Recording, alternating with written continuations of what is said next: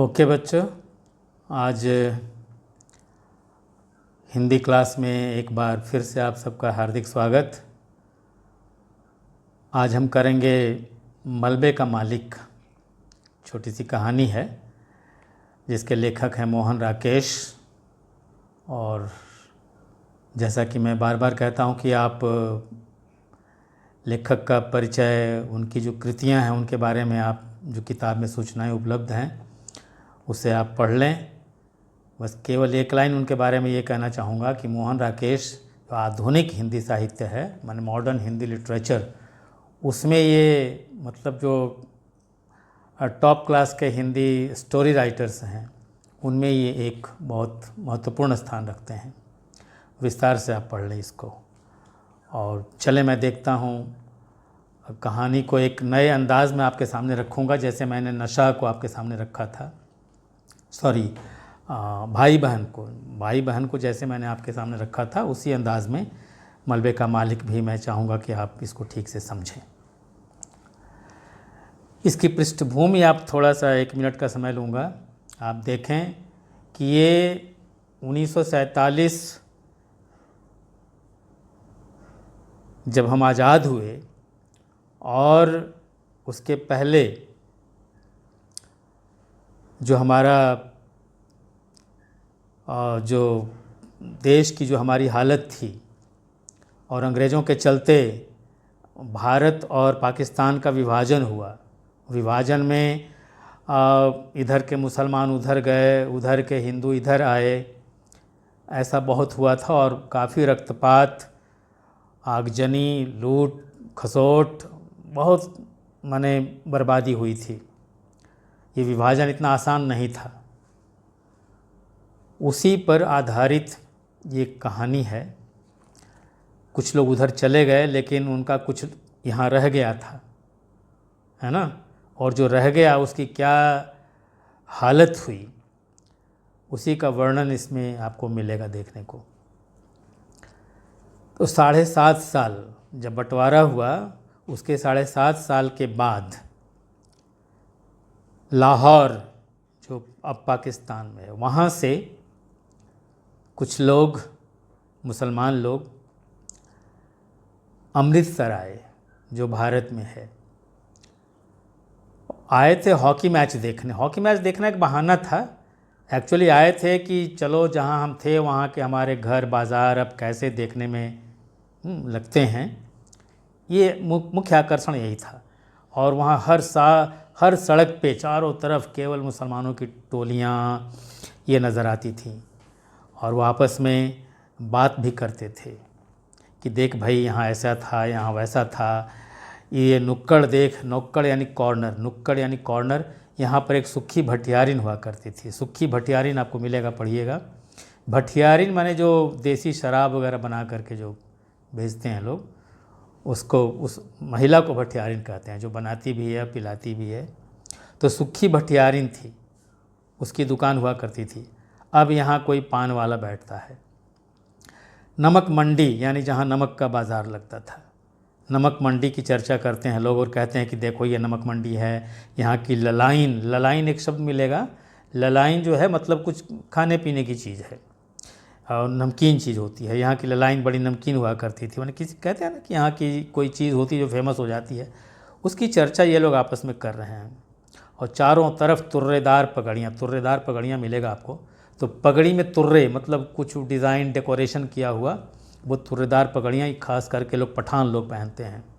और तुर्की टोपियाँ, जो scalp cap होता है ना, एकदम लगता है जैसे कि बिल्कुल सिर से चिपका हुआ, उसको तुर्की टोपी कहते हैं। तो ये टोपियाँ पहने हुए कुछ खान, पठान, मुसलमान, ये लोग चारों तरफ थे।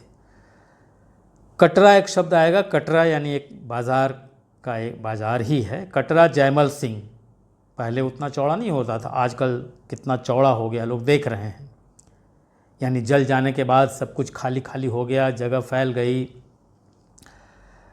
किसी ने कहा देख भाई यहाँ पर आसिफ अली की दुकान हुआ करती थी, अब वहाँ पर कोई मोची है, उसने कब्जा कर रखा है, जो जूते का कारोबार करता है। और एक चीज़ उन्हें देखने में आई, देख करके थोड़ा उन्होंने व्यंग्य किया है, हाँ, कि सब कुछ तो जो मुसलमानों का था सब बर्बाद हो गया, सब जल गया। ये मस्जिद ज्यों की त्यों खड़ी है, ये तो बड़ी अजीब बात है। क्यों इसको तोड़ करके लोग गुरुद्वारा क्यों नहीं बना दिए? यानी उस समय जो खास करके सिखों और मुसलमानों में ही ज़्यादा दंगे हुए थे बंटवारे के समय। तो इसीलिए कह रहे हैं कि मस्जिद क्यों खड़ी है भाई, इसको भी तोड़ देते लोग और गुरुद्वारा बनवा लेते। एनीवे, शहर में घूमती हुई जो पाकिस्तान की जो टोली थी उसे देख लोगों में काफ़ी उत्सुकता होती, अरे लोग आए हुए हैं, पाकिस्तान के लोग आए हुए हैं। और आज भी उस समय मुसलमानों को देख करके एक आशंकित, पता नहीं ये कैसा है, क्या करेगा, आशंकित शंका की नज़र से रास्ते से हट जाते कुछ लोग जो थोड़ा भयभीत होते, और कुछ लोग जो पहचानते या खुद उनको लगता था कि हाँ भाई मैं भी मुसलमान हूँ, ये भी मुसलमान है, क्योंकि सारे मुसलमान तो नहीं गए थे ना, कुछ तो रह गए थे, या कुछ हिंदू भी जो थे वो मुसलमानों से प्यार भी करते थे। तो ऐसे कुछ लोग, या तो हिंदू हो या मुसलमान हो, कुछ लोग जो हैं बगलगीर करना, मन रहा उन्हें गले लगाना, हाँ ये सब भी था। तो दोनों तरह की बातें हैं, केवल नफरत ही नहीं है, प्रेम भी बचा हुआ है। और वहाँ के लोग पूछते, यहाँ के लोग उनसे पूछते कि भाई बताओ लाहौर कैसा है, क्योंकि लाहौर से लोग आए थे इधर, तो पूछ रहे हैं। जैसे आप 7.5 साल के बाद आए हो, अमृतसर को देख रहे हो, तो यहाँ के लोग भी लाहौर के बारे में पूछ रहे हैं कि अब लाहौर कैसा है ना, कोई परिवर्तन आया है या जैसा था वैसा ही है, बस एक जिज्ञासा पूछ रहे हैं लोग। रिश्वतपुरा एक जगह है, यहाँ थोड़ा सा आपको मजाक मिलेगा। रिश्वतपुरा, ये क्यों भाई इसका नाम रिश्वतपुरा, क्या रिश्वत से बना था क्या, मैंने घूस लेके बना था? रिश्वतपुरा, रिश्वतपुरा में रिश्वत शब्द है, इसकी मतलब मीनिंग है घूस, तो क्या घूस लेके बना था? ये एक मजाक है हंसने के लिए। और सुनते हैं कि पाकिस्तान में बुर्का अब ख़त्म हो गया है। बुर्का मतलब वो जो औरतें पहनती हैं, क्या ये सच है? ऐसा है क्या, इतना चेंज आ गया? इस तरह से एक जो अपनापन है, आत्मीयता की झलक मिल रही थी।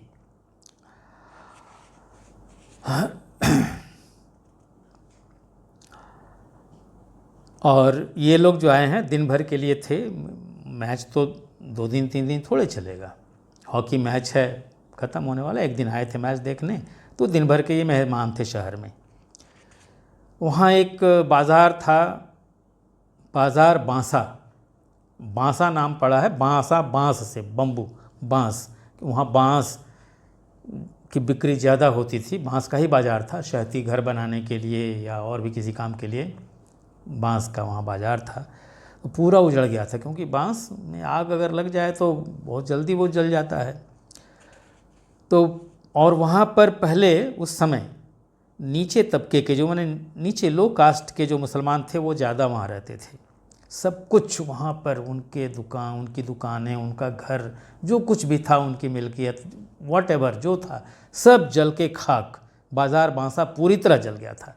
और चूँकि दूर तक बांस उनकी दुकानें हुआ करती थीं, तो उनमें आग लगने का मतलब था कि आसपास जितने भी घर मकान थे, मोहल्ले थे, सब पूरी तरह आग की भेंट चढ़ गए थे। लेकिन 7.5 साल के बाद इस बीच में अवधि में वहाँ पर फिर कई इमारतें भी खड़ी हो गई थीं।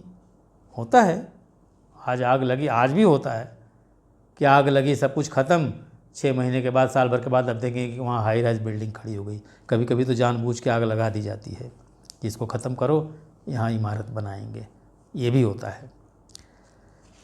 और कहीं कहीं इमारतें खड़ी थीं वहाँ, और कई जगह मलबे का ढेर, मलबा मतलब जिसको अंग्रेजी में आप डेबरी कहते हैं, यानी कुछ जल गया या टूट गया, और टूट करके एकदम वहीं पर फिर नीचे ढेर के रूप में, अंबार के रूप में वहाँ ईंट, गारे, हाँ, दरवाजे, खिड़कियाँ, सब कुछ बैठ गए ज़मीन पर, और वो एक उसको, उस ढेर को मलबा कहते हैं। अजीब दृश्य था, चारों तरफ, है ना, कहीं इमारतें हैं और इमारतों के बीच में मलबे, ये बड़ा अजीब लगता था। जैसे कहीं बड़ी बड़ी इमारत हो और बगल में झोपड़ी हो, तो देखने में अच्छा थोड़ी लगता है।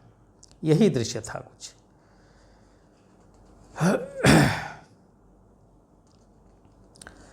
जिस दिन ये लोग वहाँ आए हैं, उस दिन बाज़ार बांसा में उतनी भीड़ न थी, चारों तरफ भीड़ थी लेकिन बाज़ार बांसा में उतनी भीड़ न थी। क्यों? कि बाज़ार बांसा में जितने मकान थे, कुछ लोग तो जल के उसी में मर के शहीद हो गए और जो बचे बेचारे भाग के चले गए। ऐसे माहौल में, ऐसे दृश्य में एक दुबला पतला बूढ़ा मुसलमान वहाँ आता है और वहाँ के दृश्य को देख करके लगता है कि वो भूल भुलैया में खो गया है। किधर जाए, कौन सा रास्ता है। कभी उसका मकान आसपास हुआ करता था, लेकिन जो चेंज आया, जो परिवर्तन आया है, वो समझ नहीं पा रहा है कि वो किधर जाए। गली में बच्चे खेल रहे हैं, औरतें जो हैं वो आपस में गाली गलौज कर रही हैं, आम तौर पे जैसे औरतें करती हैं। और औरतों की बातें सुन करके एक पंक्ति उसके मुंह से निकलती है कि सब कुछ बदल गया मगर बोलियां नहीं बदली, है ना। सब बदल गया, भारत पाकिस्तान अलग हो गए, लेकिन जो बोली वहाँ बोली जाती है वही बोली यहाँ भी है। 7.5 साल का समय निकल गया लेकिन बोलियाँ तो वैसी ही हैं। माने ये एक दिखा रहा है कि कुछ भी हो जाए, ज़बान जो है वो वही है ना। ये भाषा में कोई परिवर्तन नहीं। तभी आसपास कहीं एक रोता हुआ बच्चा उसे दिखता है, उस मुसलमान बुढ़े को, तो कहता है उसको अपने पास बुलाने की चेष्टा करता है और कहता है कि आजा बेटे आजा, तुझे चिज्जी देंगे। चिज्जी माने कोई चीज़ देंगे, चिज्जी देंगे। वो लड़का उधर आने की कोशिश, माने वो आकर्षित होता है। तब तक उसकी कोई घर की बड़ी बहन या कोई होगी, वो आकर के बच्चे को खींच लेती है। वो कहती है कि जब खींचती है तो रोने लगता है, तो रोता है तो बच्ची कहती है कि रो मत, नहीं तो ये बुढ़ा तुम्हें ले जाएगा। और इस बीच ये बूढ़ा जो है उसका गला सूख रहा है। खुश्क होना मतलब गला सूख रहा है, उसके घुटने जो हैं कांप रहे हैं। बेचारा बुढ़ा है, उम्र हो गई है और थका प्यासा है ना, वहाँ के हालात को देख करके और दुखी हो गया है। इसलिए उसके माने गले में एक तरह से खुश्की, गला सूखना, घुटने का कांपना, ये सब एक नर्वसनेस, एक भय, एक दुख का प्रतीक है। वो वहीं धूप में जो जर्रे का मतलब धूप में जर्रे उड़ना, आप जर्रा एक शब्द मिलेगा। जर्रा मतलब छोटा छोटा टुकड़ा, कण, एटम्स, छोटे छोटे कण। आप हवा में देखते हैं ना, कुछ अगर उड़ेगा, कोई चीज़ अगर उड़ती है तो रोशनी में दिख जाती है कि हाँ हवा में डस्ट फ्लाई कर रहा है। तो वैसे ही धूप में उड़ते जर्रों को देखता और उसके मुंह से निकला, या मालिक। एक छोटा सा है, 2 वाक्य, लेकिन 2 शब्द, लेकिन आप देखेंगे इसमें बहुत कुछ है। या मालिक, या मालिक मतलब हे भगवान, क्या था और क्या हो गया। ये उसकी अंदर की पीड़ा जो है, उसके अंदर का दुख जो है वो निकल रहा है इस 2 शब्दों में, या मालिक। इसी बीच एक नौजवान जो है, नवयुवक छोकरा बच्चा, वो चाबी से खेलता हुआ चाबियों का गुच्छे को घुमाता उधर से आता है। ये बूढ़ा उस बच्चे को पहचानता है या पहचान गया, है ना। बच्चे को देख करके वो कहता है, अरे तुम मनोहरी, 7.5 साल पहले तो तू इतना सा था, मतलब बहुत छोटा सा था, और मेरा घर भी इसी गली में कहीं हुआ करता था। मेरा बेटा चिरागुद्दीन जो तुम्हारे मोहल्ले में तुम लोगों का दर्जी हुआ करता था, तुम्हारे कपड़े सिलता था, है ना। और तकसीम शब्द मिलेगा। तकसीम का मतलब बंटवारा, विभाजन, डिवीज़न, है ना, पार्टीशन। तो तकसीम जब हुआ उसके 6 महीना पहले हम लोगों ने यहाँ पर नया मकान बनवाया था। तो लड़का जो है पहचाना, अरे गनी मियाँ, है ना, लड़का पहचान गया, गनी मियाँ। तो फिर दोनों आपस में बातचीत होती है, बात करते हैं लोग, दुख सुख अपना। तो उसी में गनी मियाँ जो है बुढ़ा, वो कहता है, चिराग, उसके बीवी बच्चे तो नहीं मिल सकते, उसको पता है उसको मार दिया गया है। ये कहानी उसको पता है कि हमारे परिवार को लोगों ने ख़त्म कर दिया है। इसीलिए एटलीस्ट अपने घर को देखने आया था कि परिवार तो नहीं मिल सकते, अब देख परिवार से तो भेंट नहीं होगी, कम से कम घर तो देख लूँ जो हम लोगों ने अपनी मेहनत की कमाई से बनाया था, कम से कम मकान देख लें। हाँ, यही याद करके उसकी आंखें बहने लगती हैं, आंखों से आंसू गिरते हैं। तो मनोरी कहता है कि तुम तो पहले ही चले गए थे। तो गनी मियाँ कहता, हाँ मेरी बदबख्ती मतलब मेरी बदनसीबी या मेरा पागलपन जो भी है, और मैं अकेला ही चला गया, और अकेला चला गया तो ठीक है, बचा हुआ हूँ, अगर यहाँ रहता तो उन लोगों के साथ मुझे भी लोग मार देते। मुंह उसके बंद हैं, गनी मियाँ कुछ बोल नहीं रहा है, आंखों से आंसू झरझर गिर रहे हैं। फिर मनोरी कहता है, मनोरी से बात होती है कि मेरा घर यहीं था, तो वो मनोरी कहता है कि अब घर कहाँ है, चलो मैं दिखाता हूँ। तो मनोरी हाथ पकड़ के ले जाता है उसके घर की ओर, और इस बीच गली में चारों तरफ खबर फैल जाती है कि घनी आया हुआ है। और चमगोई शब्द मिलेगा। चमगोई का मतलब आपस में खुसुर फुसुर करना, ये औरतें ज़्यादा करती हैं। तो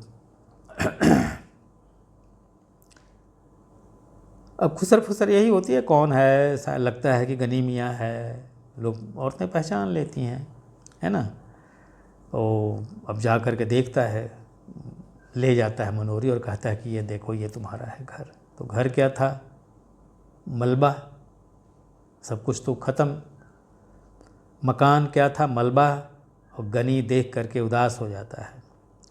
जले घर की जो जली हुई चौखट है उस पर बैठता है वो, है ना, सिर टिका करके रोता है, बच्चों को याद करके कहता है, ओए होए चिरागा दीन, है ना, मैंने जैसे कहते ना, हाय रे बेटा कहाँ चला गया तू, जो भी है, हाय ओए चिरागा दीना। और खिड़की में ऊपर खिड़कियों से औरतें जो हैं वो झांकती हैं, आपस में खुसर फुसर करती हैं, चंबोइयाँ होती हैं, और उनको लगता है कि आज कुछ होगा, क्यों गनी मियाँ आया है तो अपना घर तो भाई ज़रूर जो मलबे पर जो अपना कब्जा जमा के बैठा उससे बातचीत होगी, कैसे क्या हुआ ये सारी कहानी जो है वो खुल के आएगी, ये सब कुछ होता है। तो इसी बीच औरतें जो हैं, औरतों के माध्यम से कहानीकार जो है ये पूरी एक घटना बता देता है कि कैसे रखा ने जो है वो रात के समय, है ना, और अंदर से बुला करके चिरागुद्दीन को आवाज़ दे करके बुलाता है और उसकी हत्या करता है। उसे कहता है कि तुझे पाकिस्तान चाहिए, यानी तो लोग तुम्हें पाकिस्तान देता हूँ। पाकिस्तान देना मतलब एक तरह से जन्नत पहुँचा देता हूँ, तुम लोग पाकिस्तान, पाक मतलब पावन पवित्र, तो पवित्र भूमि, पाकिस्तान पवित्र भूमि, तो जाओ तुम्हें पवित्र भूमि देता हूँ, मतलब तुम्हें जन्नत, यानी मार देता हूँ, चला जा। तो मार देता है। और ये सारी जो बात है वो कहानीकार औरतों के माध्यम से, उनकी चमगोइयों के माध्यम से बता देता है। और अंदर से जब तक जुबैदा, किश्वर, सुल्ताना, ये उसके बीवी बच्चे थे, ये जब तक आते तब तक चिराग को तो पहुंचा, चिराग की हत्या हो चुकी थी। और कहते हैं ना, यार नहीं लूट लिया घर यार का, ये सब पहले दोस्त हुआ करते थे, लेकिन लालच, है ना, माने ऐसा है कि लालच इंसान को अंधा बना देता है।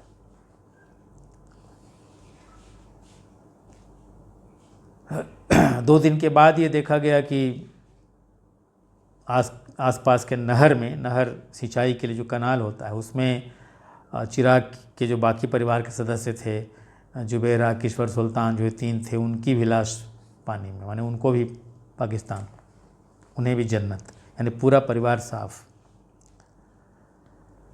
और अब चिराग का पूरा घर बर्बाद। ये जो है 7.5 साल से उसके घर पे रखा पहलवान जो है उसने अपना कब्जा जमा के रखा है, क्योंकि उनको मारने के बाद इसने यही सोचा था ना कि मारने के बाद मैं घर अपना ले लूँगा, मारने के बाद उसने घर की पूजा वूजा भी शायद की थी, और उसके जैसे ही वो घर में जाता उसके पहले किसी ने उस घर को जला दिया। रखा मरने के बाद रखा ने उसके परिवार को ख़त्म कर दिया उसके घर पे कब्जा जमाने के लिए। उसकी नज़र उसके घर पे थी कि ये घर मैं लूँगा, और इसी नीयत से, बद नीयत से उसने अपने यार को पूरे परिवार के साथ ख़त्म कर दिया था। लेकिन कहते हैं ना कि ऊपर वाला जो चाहेगा वही होगा। वो घर भी उसे नसीब न हुआ, उस घर को किसी ने आग लगा दी, और अब आग लगने के बाद जो मलबा है वो उसको अपनी संपत्ति समझता है। वो न वहाँ पर किसी को भैंस बांधने देगा, न खुमचे वाले को वहाँ कोई दुकान लगाने देगा। अगर वहाँ से बची खुची कोई ऊँट भी निकालता तो उससे भी वो झगड़ा करता, किसी को निकालने नहीं देता। उस मलबे पर अपना अधिकार समझता था वो। उस मलबे के पास एक पीपल का पेड़, वहाँ एक कुआँ है ना, वहाँ पर वो सोया हुआ था। कोई जा कर के उसको जगाता है कि अरे उठ, गनी मियाँ आया है। तो गनी का नाम सुन करके थोड़ा नरवारी, गनी मंदिर एक होता नगर, इच्छा आ गया तो थोड़ा सा एक नर्वस होना, हाँ, आतंकित होना, एक हल्का सा आतंक। भले ही पहलवान है लेकिन सच का सामना करना उतना आसान नहीं होता है ना। अच्छे अच्छे लोग हिल जाते हैं। तो उसका गला सूखने लगा, मुंह में झाग, मतलब उस अंदर जो कुछ है वो पूरा जैसे अटपटा चटपटा जैसा होने लगा। उसका गला सूखने लगा। जैसे तैसे वो अपना थूक निकालता है, थूकता है, गला साफ़ करता है। उसके दिल की धड़कन जो है तेज़ हो जाती है, और वो कहता है कि नहीं नहीं, कोई भी आवे, मलबा मेरा है, हमारा है, ये मैं इसको किसी को नहीं दूंगा। उसका एक शागिर्द है, चेला, शागिर्द मतलब चेला, लच्छा, वही कहता है कि अगर मनोहरी ने बता दिया तो, सब कुछ सारा भेद खोल दिया तो, कि तुमने उसके परिवार की हत्या की है, तो कहता है मनोहरी उसकी शामत आई है क्या? शामत मतलब क्या उसको मरना है कि वो मुंह खोलेगा? और रखा क्या करे, वहीं पीपल की सूखी पत्ती है उसको मसल करके अपना टाइम पास कर रहा है। मतलब पत्ती मसलना मतलब ये उसके अंदर का जो एक है ना भय, ये उसका प्रतीक है। जो नर्वसनेस है उसको ये इसके माध्यम से दिखाया गया है। मनोहरी चाहता था कि वो गनी मियाँ को इस तरह से ले जाए कि रखे की नज़र न पड़े, लेकिन रखे की नज़र पड़ गई। गनी वहाँ पहुँचता है। गनी पहुँच करके वो बाहें फैला करके रखे से मिलना चाहता है, लेकिन रखे के चेहरे पर कुछ ऐसी बात है, भंगिमा है, इस तरह का उसने अपना वो दिखाया कि जैसे लगा कि पहचानता ही नहीं है। फिर जो बढ़ा हुआ हाथ है वो वहीं रह गया, मतलब हाथ मिला नहीं सका। हाथ बढ़ाया और उधर से कोई उत्साह नहीं दिखा तो हाथ वहीं रुक गया बीच में। तो फिर कहता है कि अरे पहचाना नहीं, मैं गनी, अब्दुल गनी, चिराग का बाप हूँ। तो तब जा कर के रखा कहता अच्छा गनिया, सुना गनिया, भारी स्वर से, क्योंकि आवाज़ उसकी माने घबराहट से आवाज़ भारी हो गई है। और गनी ने फिर चाहा ना कि बाहें फैलाएं, लेकिन कोई उत्साह नहीं देख करके बाहें वो समेट लेता है, कुछ नहीं मिला, मैंने हैंडशेक जो होता है ना वो भी नहीं कर पाता है। और उधर चमगोई तेज़ हो गई है, मतलब खुसर फुसर औरतों की, कि अब आमने सामने दोनों हो गए हैं। क्योंकि ऊपर से बाहर से अगल बगल जो मकान है उनकी खिड़कियों से वो देख रहे हैं, औरतें देख रही हैं कि ये लोग आमने सामने फेस टू फेस हो गए, अब कुछ होगा। और औरतें कहती भी हैं कि अब ज़माना बदल गया, वो समय थोड़ी रहा, और अब तो ये मलबा है। मलबा तो मतलब ना अब गनी का है ना रखे का है ना। ये मरदूद शब्द मिलेगा। मरदूद मतलब ये मुआ मतलब जिसको कहते हैं ना कि गाली देना, एक तरह से गाली के शब्द में आता है। किसी को खूंटा तक गाड़ने नहीं देता। खूंटा मतलब एक जो ज़मीन में डंडा ठोक करके वहाँ पर रस्सी लगा के जानवरों को बांधते हैं, वहाँ तक नहीं करने देता। गनी जो है वो रोता है, पूछता है ना कि भाई गनी मियाँ कैसे हो। रखा ही पूछता है कि हाँ कैसे हो गनी मियाँ, तो और गनी मियाँ रोता है, क्या करेगा, बोलता है कि भाई क्या करें भाई, हाँ अब तो मिट्टी छोड़कर जाने का मन नहीं करता, लेकिन अब जाना तो पड़ा, गए हम लोग। अपना वतन कौन छोड़ना चाहता है, लेकिन मजबूरी थी, छोड़ना पड़ा। खैर कुछ भी हो, तू बता रखे कैसा है?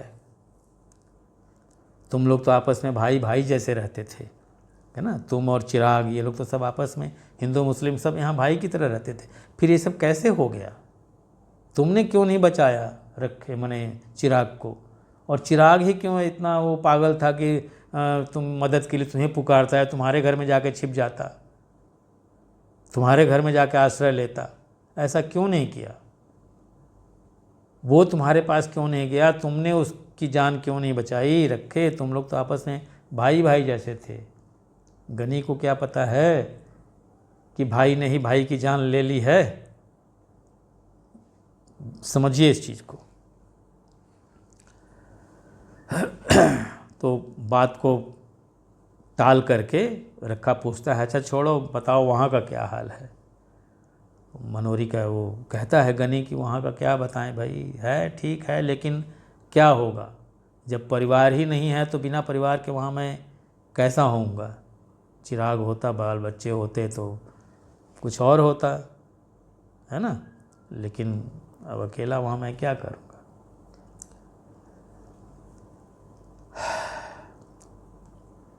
वो कह रहा है गनी कि चिराग ने मेरी बात न मानी, मैं कहता था कि चलो चलते हैं, लेकिन उसने मेरी बात न मानी, और बात न मानने का नतीजा कि चारों को जान देनी पड़ी। लेकिन ये मैंने रखे, तो इतना सोच ले भाई मेरे बच्चे, कि चिराग को तुझ पे ज़्यादा भरोसा था। वो कहता था कि रखा भैया है, रखा पहलवान है, तो मेरा कोई कुछ न करेगा, इतना भरोसा था। ये सारी बातें इसलिए बताई जा रही हैं ना कि जिस पर ज़्यादा भरोसा किया उसी ने धोखा दिया। पार्टीशन ने इंसान को इंसान नहीं रहने दिया था, उस बंटवारे ने, उस तकसीम ने। यही कहना लेखक चाहता है।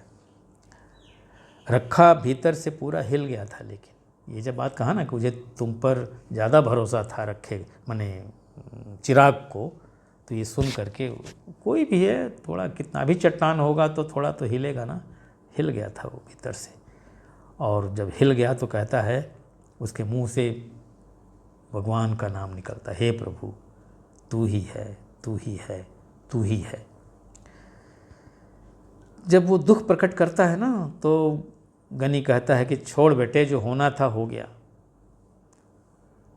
खुदा नेक की नेकी बनाए रखे, माने जो नेक आदमी है भगवान करे उसकी अच्छाई बनी रहे, वो अच्छा है, अच्छा ही रहे। और जो बद की बदी है, जो बद आदमी है, बदमाश है, उसकी जो बदमाशी है, बद की बदी यानी जो बदमाश है उसकी बदमाशी, उसको भी भगवान माफ़ कर दे।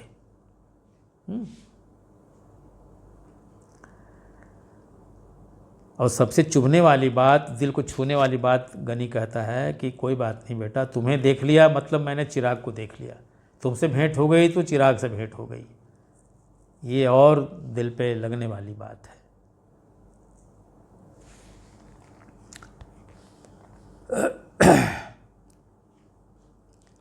ये सब सुन करके, जब दिल को छूने वाली बात सुन करके रखे के गले से धीरे बड़ी हल्की आवाज़ निकलती है, और उसके बाद अपना वो गमछा लिए हुआ था, गमछा पकड़े, दोनों हाथ उसके जुड़ जाते हैं। एक तरह से क्षमा, जो हुआ सो हुआ, माफ़ करो, अंदर से, मुंह से बोलता नहीं है। और गनी चला गया। जो चमगोइयाँ हैं वो अभी भी चल रही हैं रखे के बारे में कि साला ये ना घर का है ना घाट का है, इसका ना घर है ना घाट है, ये क्या किसी की माँ और किसी की बहन का लिहाज करेगा। माँ बहन का लिहाज वो करते हैं जिनके घर में माँ बहन हो, ये कहना चाहते हैं। अब लोग जो हैं रखे पहलवान के जान पहचान के उनसे मिलते हैं तो कहते हैं कि अरे भाई रखा, सुने कि गनी आया था। तो रखा कहता हाँ आया था। तो लोगों ने कहा तो फिर क्या हुआ? फिर क्या, कुछ नहीं हुआ, आया था चला गया। लेकिन जो परिवर्तन आया है रखे के जीवन में, वो देखिए कि आम तौर पे रोज़ क्या करता था वो, वहाँ बैठ कर के लोगों को सट्टे के गुर, ये मिलेगा आपको, सट्टे के गुर। सट्टा मतलब एक सट्टाबाजी होता है जिसमें लोग जुआ उआ खेलते हैं। गुर का मतलब होता है यहाँ पर वो खाने वाला गुड़ नहीं, गुर मतलब उसका ट्रिक, गुर गुण माने सिखाना तरीका। सट्टे का गुर माने सट्टे का स्किल, कैसे सट्टा खेलते हैं ये सिखाता था। और सेहत के नुस्खे, है ना, अपनी सेहत कैसे बनाएं, इस क्योंकि पहलवान था वो, कुश्ती लड़ता था, तो लोगों को बताएगा ना कि भाई ऐसे खाओगे, ये करोगे तो हेल्दी रहोगे। तो ये दो चीज़ें, सट्टे का गुर बताया करता था और सेहत के नुस्खे, उस आम तौर पे। लेकिन आज जो चेंज आया उसके चलते वो लच्छक ने अपने शागिर्द को वैष्णव देवी की यात्रा, वैष्णव देवी गया होगा वो, जो जम्मू या कश्मीर की तरफ है वैष्णो देवी, जो लोग गए उधर गए होंगे, तो वहाँ कभी गया था वो, कैसे गया था, कैसा अनुभव रहा, सारी बातें लच्छे को बता रहा है। लेकिन आदत, भले ही धार्मिक परिवर्तन उसमें आ रहा है, लेकिन आदत जो है ना वो बड़ी ऐसी चीज़ है कि एक बार पड़ जाती है तो वो रह रह के वो असर दिखाती है। लोकू पंडित हैं, उनकी भैंस मलबे के पास आती है, तो पहले जैसी आदत थी कि किसी जानवर को अपने मलबे के आसपास जाने नहीं देगा, किसी दुकानदार को वहाँ दुकान नहीं लगाने देगा। तो लोकू पंडित की भैंस वहाँ जाती है तो उसको भी धक्के मार के वो धत धत तत तत तत करके भगा देता है। ये दिखाया जा रहा है कि अभी आदत उसकी गई नहीं है, चेंज आया है, परिवर्तन आया, लेकिन आदत अभी अंदर है, क्योंकि ये जल्दी जाती नहीं। कुत्ते की दुम टेढ़ी हो जाए तो जल्दी सीधी नहीं होती है, वही हाल है। इस बीच का एक छोटा सा दृश्य है, देखेंगे आप, एक कौवा कहीं से उड़ते हुए आता है और वहाँ बैठता है, और कौवे को देख करके वो, वहाँ एक कुत्ता है, वो कौवे को देख के गुर्राने लगता है ना। ये चीज़ देखिएगा, कुत्ते का गुर्राना मतलब कुत्ता वहाँ बैठा है, कुत्ता ये देखता है कि कौवे और कुत्ते के माध्यम से भी बहुत कुछ रखे के बारे में बात कही गई है। ये ऐसे प्रसंग नहीं है, कहानीकार पागल नहीं है कि कौवे की कहानी सुनाने लगेगा आपको। कौवा वहाँ बैठता है, जैसे किसी की भैंस आके बैठ जाती थी तो रखा चिल्लाता था, वैसे ही कौवा आके बैठता है तो कुत्ते को बुरा लगता है, कुत्ता भाव भाव करना शुरू करता, गुर्राने लगता है, और फिर कौवा जो है बेचारा उड़ता है वहाँ से। अब कौवा जब उड़ के जाता है तो कुत्ते की नज़र पहलवान पे पड़ती है। अब पहलवान को देख करके कुत्ता फिर भौंकने लगता है। यानी ये दिखाना, कुत्ता ये दिखाना चाहता है कि ये मैं यहाँ बैठा हूँ, ये जगह मेरी है, कौवे को मैंने भगा दिया, तू भी यहाँ से भाग। संकेत ये है, कहानीकार ये संदेश देना चाहता है, बताना चाहता है कि जो हालत कुत्ते की है वही हालत रखे की है। किसी दूसरे की चीज़ पे कुत्ता अपना हक जमा के बैठता है, वैसे ही किसी दूसरे की चीज़ पे रखा अपना हक जमा के बैठना चाहता है। तो दोनों की, रखे की जो दशा है वो कुत्ते की तरह है। ये बड़ी भारी मतलब बात कही है लेखक ने। और अब कुत्ता जब भौंकता है पहलवान को देख करके तो पहलवान उसे भगाया, भग दूर दूर दूर, और दूर दूर दूर दूर आने पर कुत्ता और उसे भाव भाव भाव भाव करने लगता है। फिर पहलवान ढेला उठा करके कुत्ते की ओर फेंकता है, कुत्ता थोड़ा पीछे हटता है, फिर भौंकता है। पीछे हटना मतलब अगर किसी ने बल प्रयोग किया तो थोड़ी अपनी जगह से हिले, लेकिन फिर अपनी जगह पे जाने के लिए, अपनी जो जगह उसे पाने के लिए फिर कुत्ता भौंकता है। अंत में जो रखा है वो देखता है कि ये मानेगा नहीं, तो उसके मुंह से उस कुत्ते के लिए गाली निकलती है, कुत्ते को गाली देता है और फिर खड़ा होता है, चल देता है, वहाँ से हट जाता है। और कुत्ता जो है लौट करके, जब पहलवान चला जाता है, रखा चला जाता है गाली दे करके, है ना, तो कुत्ता जो है आकर के फिर मलबे पे बैठ जाए, गुर्राने लगता है। उसके गुर्राने में मतलब ये है कि ये मेरा है, ये मेरा है, ये मेरा है। तो रखे की तुलना की गई है उस कुत्ते से। रखा भी यही कहता है ना कि ये मेरा है, कि मैं इसके आसपास किसी को आने नहीं दूंगा, ये मलबा मेरा है। और यही जो एक दर्द है, बंटवारे का दर्द, इसको जिस तरह से कहानीकार ने आपके सामने एक उसका पूरा चित्र प्रस्तुत किया है, ये मतलब बहुत ही दिल को छूने वाली कहानी है। मैंने बीच में भी एक कुछ गाने की एक पंक्ति थी, फिर उसको रिपीट करता हूँ कि यार ने ही लूट लिया घर यार का। यही हुआ था पार्टीशन के समय, यारों ने यारों को मारा, भाई भाई से भिड़ गए, भाई ने भाई का कत्ल कर दिया, यार ने यार का घर लूट लिया। और यही बताना कहानीकार का उद्देश्य है। आशा करता हूँ कहानी आपके समझ में आई होगी। और जैसा कि मैं बार बार कहता हूँ, इतना समझाने के बावजूद कहीं कोई दिक्कत हो तो हमेशा की तरह बेझिझक संपर्क कीजिए, बात कीजिए। धन्यवाद।